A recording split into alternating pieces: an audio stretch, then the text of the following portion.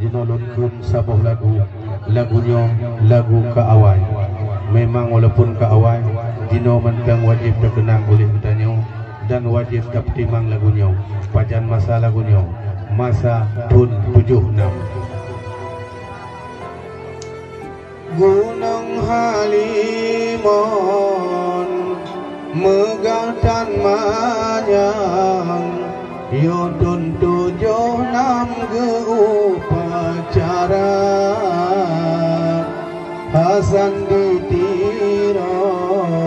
yang proklamirkan Dr. Dung Sajan ngan mahasiswa ngan Dr. Mukhtar tokoh peranan Mentro Watenyan Aceh Sumatera Dung doktor lain yang ikut sajan gejuk jabatan dalam dan luar bendera di babunganyan geproklamirkan Aceh merdeka bendera dengan suazan aliani banyak tamang acara rentaga atau pedang barisan Dung angkatan perang Aceh Sumatera geangkat sumpah niba benganyan oleh nibanyan pilih panglima Abdullah Syafi'i ke panglima perang adu pasukan lawan Jakarta hana geingat ke tubuh lembam hana sayang ke tubuh luka demi kenang raga perjuangkan meriwang maruah bangsa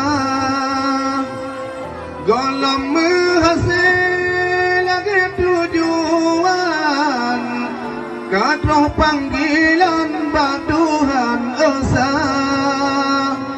Abdullah Syafi'i gugur dalam perang kekebaharakan kadengan jasa gedanya sambung nyan perjuangan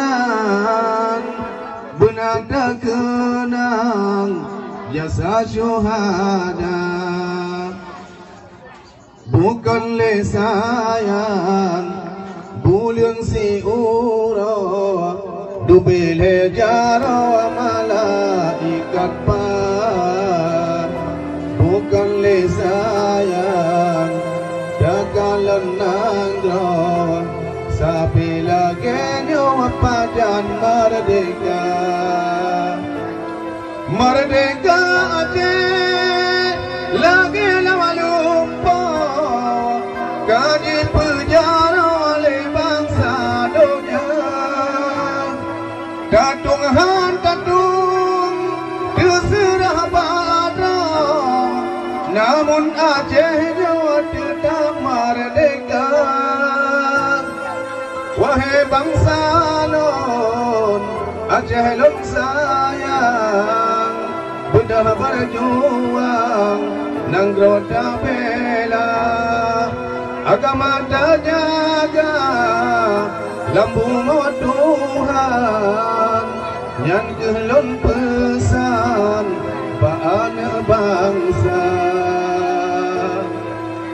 Allah kementeng sabab lagu yang kalun begah yang kalun lagu awai masa 76 Pak Wate proklamirkan Aceh merdeka le wali negara Tengku Muhammad Hasan Ditiro.